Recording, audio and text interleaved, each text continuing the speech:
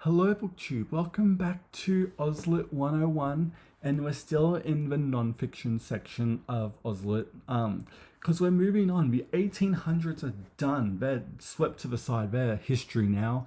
Because we're talking about Federation today. That's right. I don't know if anyone's ever made a book recommendation video on Federation, but I'm going to do it. So, on January the 1st, 1901, six self-governing states, Queensland, Victoria, New South Wales, South Australia, Western Australia, and Tasmania, united to form the Commonwealth of Australia, creating a new federal and national government. It had been 113 years since the British first settled here, and so it took a while pretty much. And you're probably wondering, why did people wait 113 years before being an independent country? Well, that's because we wanted to pretty much increase the need for national defense as we were a growing country, in that it'd be easier to have a big national defense rather than each state, surviving by their own pretty much and being left for themselves. It would have been easier just to come together and create one big national one. Also, they wanted to remove custom borders to help increase trade across states, and also to control immigration at the time, which was very excessive and wild, and it needed higher power than state power to control pretty much. But that's pretty much why Federation happened pretty much. There's probably some more stuff, but Australia didn't, for heads up, Australia didn't have that much of an exciting federation really, independent, whatever it is, especially compared to like America, which literally had a civil war over it. England was like, well, you want the land, just take it, just do whatever, you go. And you go, king. That's literally what happened. And so we didn't have any exciting battles like that, really. But so if you want to learn about it or read about it, where are you going to go? Well, I'm here to help. So the first thing you got to pick up for me is the Australian Constitution. I know it's a bit of a boring wreck, but this is literally the framework for the country. It was drafted in the 1890s and then slowly approved by each colony through referendums. And since then, actually, there's been 44 attempts to change the constitution or update it, and only 8 of them have ever passed since 1901. Bit of a fact. And it is interesting to read just to see, especially the differences. What did these governments in Australia want different compared to England? Because there are some big differences, but mostly the one that I always noticed is the real distinct separation of powers in Australia. The executive branch and the legislative branch, judicial, I can't say that word, but they're all so separate. Where in England, they're less strict and it's more, they fuse together, I find, a bit more.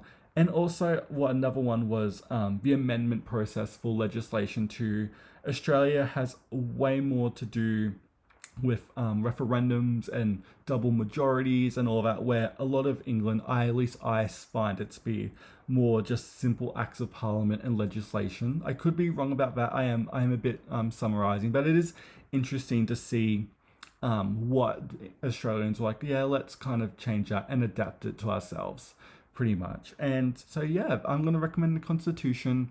Very interesting reading, and you'll find a lot of rights pretty much is very much implied. And I think like the only major like rights that are strictly in the Constitution are like freedom to religion, and I know there's another one, but I can't remember that one. But like a lot of your freedom of speeches and all that is implied, and I find that really interesting too. And so give the Constitution a try. Again, if you want to see what, I can't remember what I'm saying, but literally just read the Constitution if you want to learn about Federation. And then next, we're going to go to the contemporary companion to Australian Federation, edited by Helen Irving. This was released in 1999 to build up to 100 years of Federation.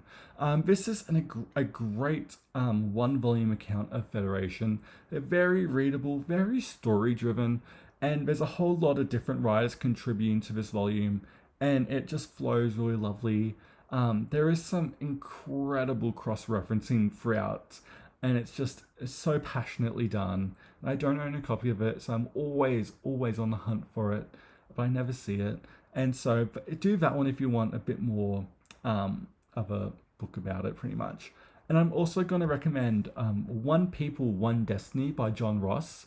This is like a big soft hardcover. It's not a soft hardcover, a short hardcover, not even 100 pages. It's more of like one of those extended hardcovers in like width, pretty much.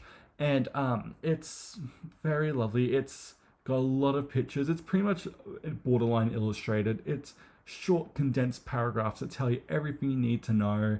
And again, lovely amount of photos you can flip through, and it's very cool. It's so short. It's actually really handy to have, to be honest. I don't own a copy. I used to, but I got rid of it, and I kind of regret it. And then the last book I'm going to recommend today is Parks, the Australian Colossus by Stephen Dando-Collins. And now this is about a biography of Henry Parks. Henry Parks is he's been called the father of Federation.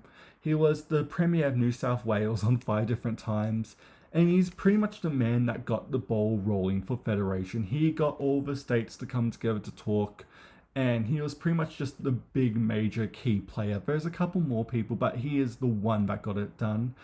He did die 5 years before Federation happened, which is a bit sad.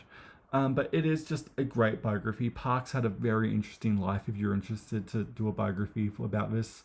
I do love how Stephen does bring up the feud between Henry Parks and Henry Lawson,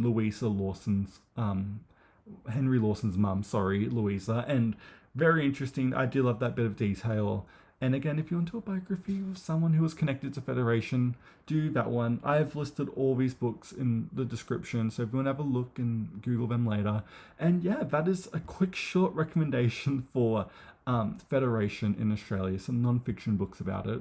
If you have any recommendations about Federation in Australia, please let me know in the comments.